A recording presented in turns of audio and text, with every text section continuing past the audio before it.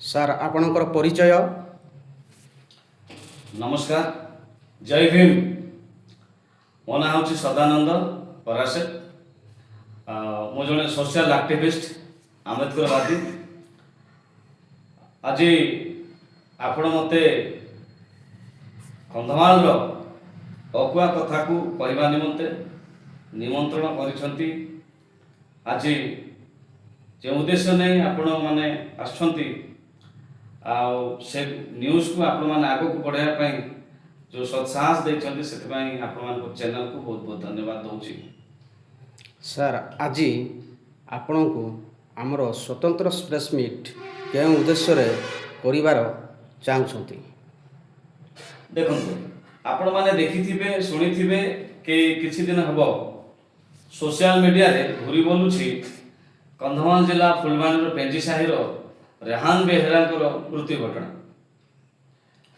रेहान बेहरा को पुलिस 13/4/2026 तारीख दिन सकाल 10टा बेले ताको घरु जोर जबरदस्त उठाई नहीं घरु माड़ मारी मारी थाना को नेबा घटनाटी एवं से थाना रे कस्टडी पुलिस कस्टडी भितरे थिबा भितरे से रेहान बेहरा मृत्यु हो जाउची। ताकू पुणी मेडिकल नौची नेउछंती पुलिस पुणी मेडिकल रे मरीगला परे ताको बापा को कहा जाऊ ना घर जबरदस्त ताको बापा को डाकिकी नेउछंती एवं अधा बाटे कहउछंती तुम पुओ मरी जाइछि। आज्ञा आम प्रश्न करूछु प्रशासन आम शत्रु नुह प्रशासन को आम सम्मान दउछु से सब साहस से जो आज माने माने साहस बांधिक अच्छु सुरक्षित भाव में अच्छु किंतु प्रश्न उठुची बाड़ जो क्षेत खाऊची ये किए सुरक्षित जदि कंधमाल जिलार एससी एसटी ओबीसी लोक कि जनरल लोक समस्ते कंधमाल जो मैंने बास कर कौन पशुठुहीन से मारी पिटी पिटी मारी दिया जीवो एते साहस आमे प्रश्न करछु आज पुलिस डिपार्टमेंट को कि आपण मन को अधिकार रे रेहान बेहरा को पुलिस कस्टडी रे पिटी पिटी मारी देले आगे से जो भौणी ताको भौणी जो माने कहउछंती अत्यंत दुखदायक घटना आमे फील करि पारुछु। मुझे पुलिस मान को पचारुछि जदि आपण मान भाई को कि आपण मान रिलेटिव को जदि एभली पुलिस कस्टडी रे थाई पिटी पिटी मारी दिया जीवो आपण मान हो कहबे आगे यार जवाब आमे मागिबु सरकार को अनुरोध करूछि आपण मान को माध्यम रे ओडिशा सरकार किबा केंद्र सरकार को जने दलित युवकों को पुलिस हेफाजत को नहीं पिटी पिटी मारी देछि यार अरे पूरा संपूर्ण भाव में तथ्य सीबीआई को दिया जीवो एवं सीबीआई माध्यम रे खोलताड़ करा जीवो एवं जो माने दोषी से मान दंड पाइबार आवश्यकता अछि। आगे आपण मान जानि दिबे किछि दिन पूर्व किछि जण माने पुलिस भाई मानन को फांसी दंड दिया गला। जने बापा आ पुओ को पुलिस स्टेशन को डाकी नहीं से माने पिटी पिटी मारी देले बोली से 9 जण पुलिस भाई मानन को फांसी दंड दिया गला। अच्छा ये पुलिस भाई मान को सेटा कोन सुना जाय नहीं ना देखा जाय नहीं आज जड़े पुणी माने अमानवीय घटना भाव रे घरु पिटी पिटी नहीं थाना रे मारी देबा घटना अत्यंत दुखर विषय। आम अनुरोध करूँ मोहन सरकार को एवं मोदी सरकार को ए दलित युवक को आपण मान उचित न्याय दिंतु। आम अनुरोध करूँ कंधमालवासी एटा मोर स्वर नुह एटा से परिवार स्वर नुह आज मो भाई मो मो मोर मो पाखे ये सब घटना घटीगला काली सकाळ आ जण परिवार घटना घटिबो। आज प्रश्न उठुची कंधमालवासी आज प्रश्न उठाऊँ आम कंधमालवासी सुरक्षित नु कहीं सुरक्षित नु जदि पुलिस हमको पिटी पिटी मारिबो आज्ञा ताले हम केते सुरक्षित कहतु आम सुरक्षित ना आम सरकार को अनुरोध करछु आम सुरक्षित रे हमर राइट्स अछि हमर अधिकार हम बचिया पई चाहछु।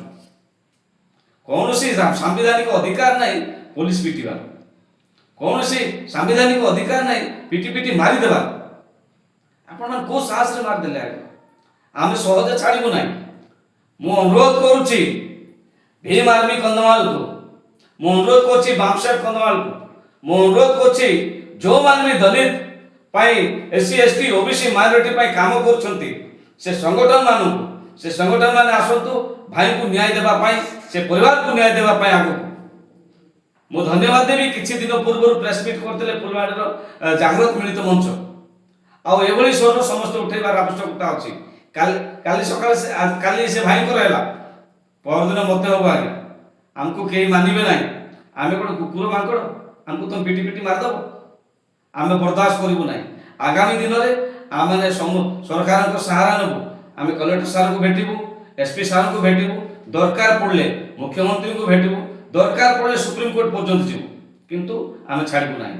ଆଉ ନିହାତି ସେ ପରିବାରକୁ ସେ ଭାଇଙ୍କୁ ଆମେ ନ୍ୟାୟ ଦେବା ପାଇଁ ଠିଆ ହେବୁ। ଧନ୍ୟବାଦ ସାର୍। ସାର୍ ରେହାନ ବେହେରାଙ୍କର ମୃତ୍ୟୁ ମେଡ଼ିକାଲରେ ହେଇଛି ନା ପୁଲିସ୍ ଷ୍ଟେସନରେ ହେଇଛି?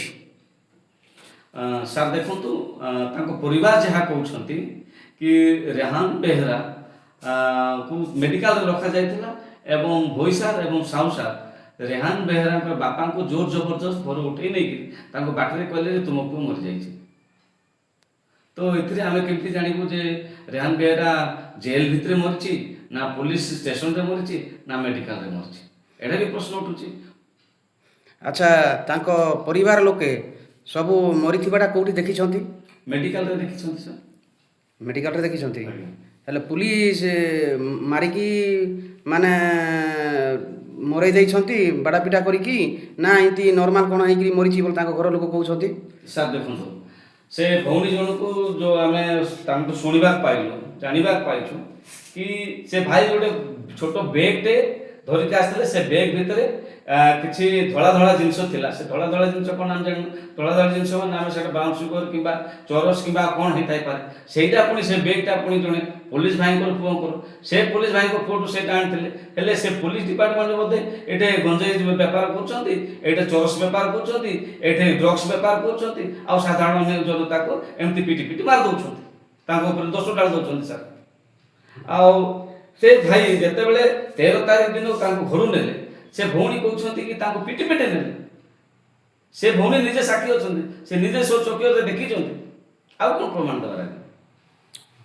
ହଉ ଠିକ୍ ଅଛି।